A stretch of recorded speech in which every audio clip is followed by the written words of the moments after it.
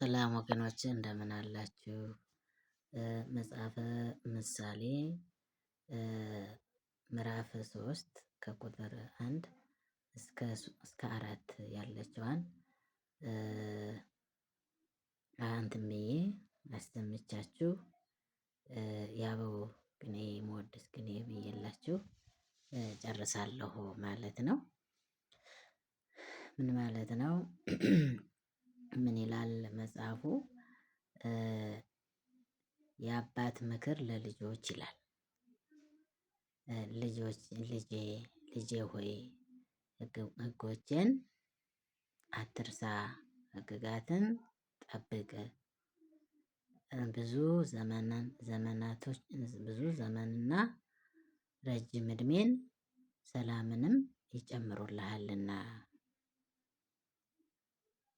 ነው እናትና አባቱን የሚያከብር፣ እናትና አባቱን የሚታዘዝ፣ እናትና አባቱን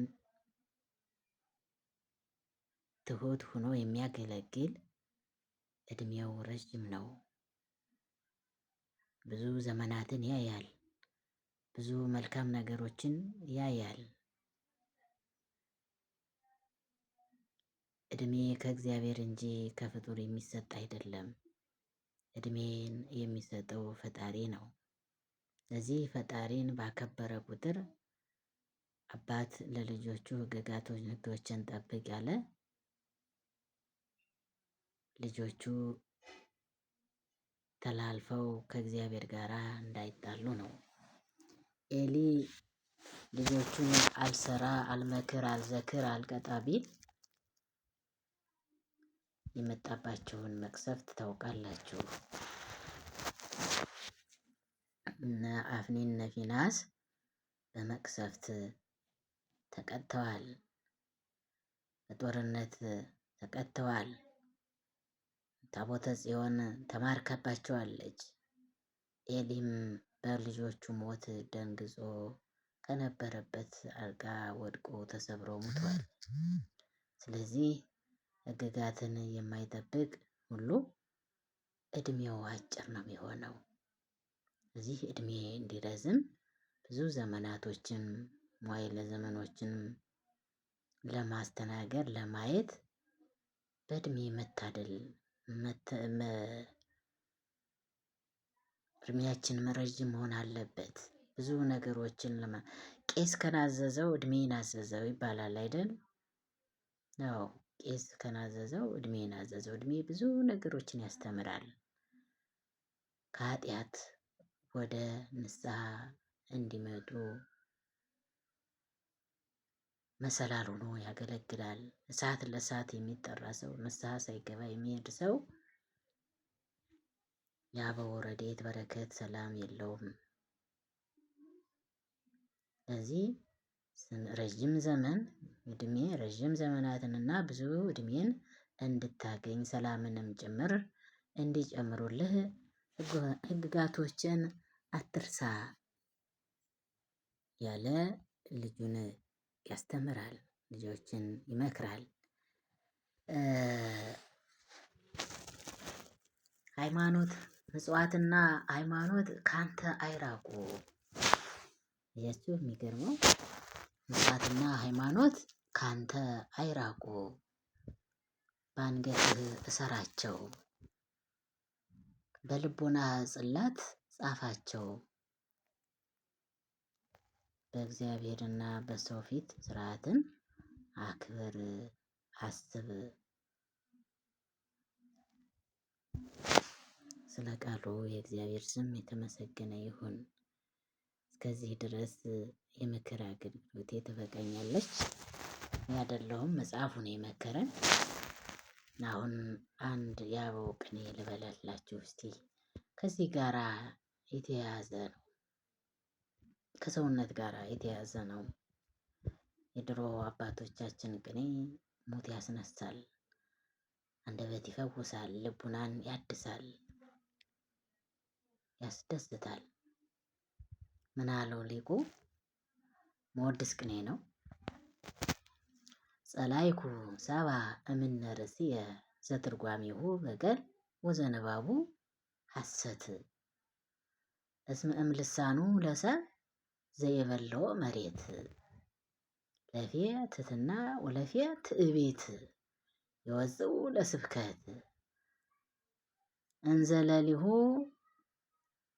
በላዕሌሁ ይሄሉ እንተ ኢይተርፍ ሞት።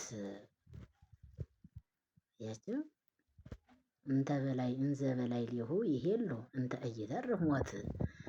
ሞት የማይቀር በላዕሌሁ በእርሱ ላይ ሲኖር አንድ ጊዜ ለፌ ትሕትና ወለፌ ትዕቢት፣ አንድ ጊዜ ትሕትና አንድ ጊዜ ትዕቢት ይወፅኡ ለስብከት ይወጣሉና እስመ በላዕሌሁ እስመ እምልሳኑ ለሰብ ዘይበልዖ መሬት። መሬት የሚበላው የሰው አንደበት ከአንደበት አንድ ጊዜ ትሕትና አንድ ጊዜ ትዕቢት ይወጣሉን ለስብከት ይወርዳሉና። አያችሁ። እስመ ጸላይኩ ሰብአ እምነ ርእስየ ዘትርጓሜሁ በቀል ወዘንባቡ ሐሰት።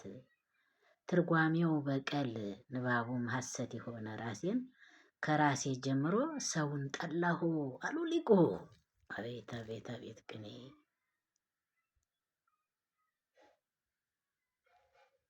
ትርጓሜው በቀል ንባቡም ሐሰት የሆነ ከራሴ ጀምሮ ሰውን ጠላሁ። ሞት በሱ ላይ ሲኖር እንዘ በላዕሌሁ ይሄሉ እንተ ኢይተርፍ ሞት። አያችሁ። ከሞት የሚቀር ሰው አለ ይሆን?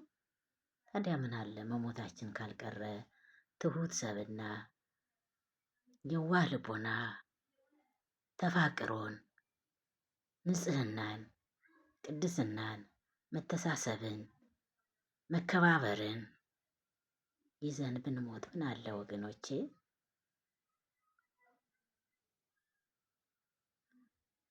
ልቤሂ ለእመይገይስ አለ ለእመጌሰ አለ ልቤሂ ለእመጌሰ መንገላ ሀተታ ገነት አለ። ወደ ገነት ምርምር ልቤን በገሰገሰ ጊዜ አለ ባቲ ዘተጋብአ ጥበባተ ሰሎሞን ጽጌያት። የሰሎሞን ጥበባቶችን ጽጌያችን በዛች የተሰበሰቡ ናቸው። የተሰበሰቡባት እሩያነ እኮኑ ወሩያነ እኮኑ በሳምናዊት ሰዓት በመጨረሻዊት ሰዓትም አንድ ሆኑ። ሰብ በአመፃ ወእግዚአብሔር በምሕረት። ሰው በበደል እግዚአብሔር በምሕረት የተካከሉን ሆኖ በመጨረሻው በእኛ ዘመን ጊዜ ነው። አያችሁ። በዚህ በእኛ ጊዜ ሰው ይበድላል፣ እግዚአብሔር ግን በችሎቱ በትዕግስቱ በምሕረቱ ሸሽጎን ሁሉን እዚህ ሰዓት ላይ አድርሶታል። ሁሉም ኃጢአተኛ ነን፣ በደለኛ ነን፣ አንድም ንጹሕ የለም። ግን ከዚህ ቅኔ የምንማረው ብዙ ነገሮች አሉ። ባካችሁ የሰው ልጆች ትሕትናን እንያዝ። ባካችሁ የሰው ልጆች መሞትንና መፍረስን መበስበስን አንርሳ። ንበሩ ድለዋኒክሙ ያለ እኮ ክርስቶስ በወንጌሉ።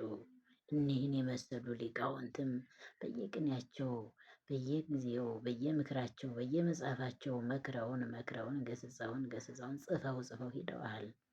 ዛሬ መካሪ የሌለበት ሰዓት እየደረስን ነው። ትንሽ ቃሎችም የሆነች ነገር ስናገኝ ብዙ ትችት እንፈጥርለታለን። እንደ መመለስ እንቅፋቱ እንደ መመለስ የተለያዩ የምንሰጣቸው ትችቶች ያስጠላል። በእውነት እኔ እውነቴን ነው የምላችሁ። ስብከት ብዙም እንትን ብዬ አላውቅም። ብዙ ጊዜ ተናግሬያለሁ። እንደው ፈትኖኝ አለ በአደባባይ ካልፈትኑ ካልሰበኩ ብዬ አላውቅም። ግን በዛ ሲበዛ እስቲ በዚህ እንኳ በሚዲያ መስኮት እንነጋገር ብዬ ነው። ስለ ቃሉ እግዚአብሔር ስም የተመሰገነ ይሁን። መልካም ጊዜ ይሁንላችሁ።